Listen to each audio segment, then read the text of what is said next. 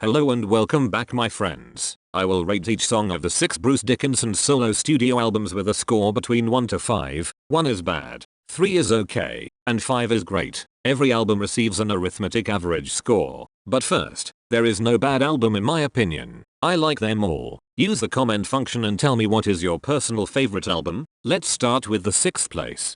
6th place with a score of 3.08 is Skunkworks from 1996. First, I like most of the songs on the album very much further away from classic rock approach of Tattooed Millionaire. The harmonies are less straight than in Balls to Picasso, which comes along slower and heavier. The album has a unique grunge alternative rock feeling. The guitar riffs rub together quite a bit here and there. The tempo is a bit faster, but some songs are missing the point. Overall, a more dark and melancholic mood. Through Bruce Dickinson's characteristic vocals, the songs get the right portion of anthem planted. Top tracks: Inertia, Solar Confinement, Space Race, Inner Space. 5th place is for his first solo album, Tattooed Millionaire. Score 3.5. In early 1989, Dickinson was asked from Zombo to produce a track for the movie A Nightmare on Elm Street 5, The Dream Child. Dickinson took up the opportunity and called an old friend of his, former Gillan guitarist, Yannick Gers, and, shortly after meeting up, they had Bring Your Daughter to the Slaughter ready for the studio. Impressed with the results, he was asked by Zombo to record a whole album as well. With the same lineup and producer,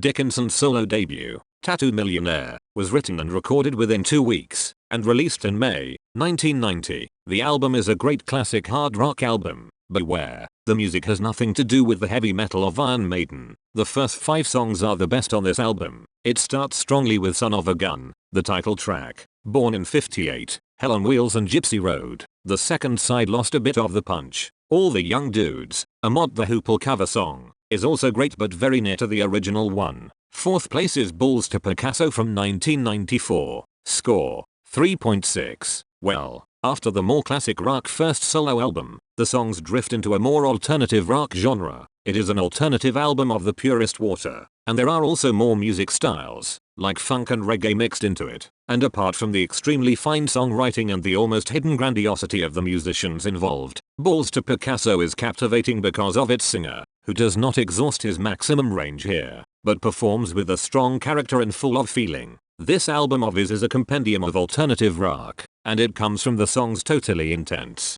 Top tracks: Tears of the Dragon, Hell No, Shoot All the Clowns, 1000 Points of Light. 3rd place is Accident of Birth with a score of 3.91. After Adrian Smith joins the band, this album becomes a bit more Iron Maiden than the former albums. A critic once called Accident of Birth the best Maiden album of its time, and in comparison to the Iron Maiden albums of that time, this one is the true winner in my opinion. Wonderfully heavy rock numbers are on it and ingenious half ballads. Bruce and Adrian know how to write good catchy songs as always. Top tracks: Road to Hell, Taking the Queen, Man of Sorrows, Accident of Birth. Well, now coming to the 2 best albums. Narrowly beaten in 2nd place is Tyranny of Souls with a score 4.0. On his 6th studio album Tyranny of Souls from 2005, the man with the big voice combines his typical trademarks into a convincing whole. Supported by guitarist Roy Z, the trained airplane pilot delivers 10 world-class compositions. Compared to the Chemical Wedding album, which was released 7 years before, Tyranny of Souls is more accessible and the melodies and choruses catch the ear quite quickly this time. Although of course there is always a certain mysterious and dark atmosphere on the Dickinson songs, which is also the charm of this album and all records including Maiden. Top tracks: Soul Intruders, Tyranny of Souls,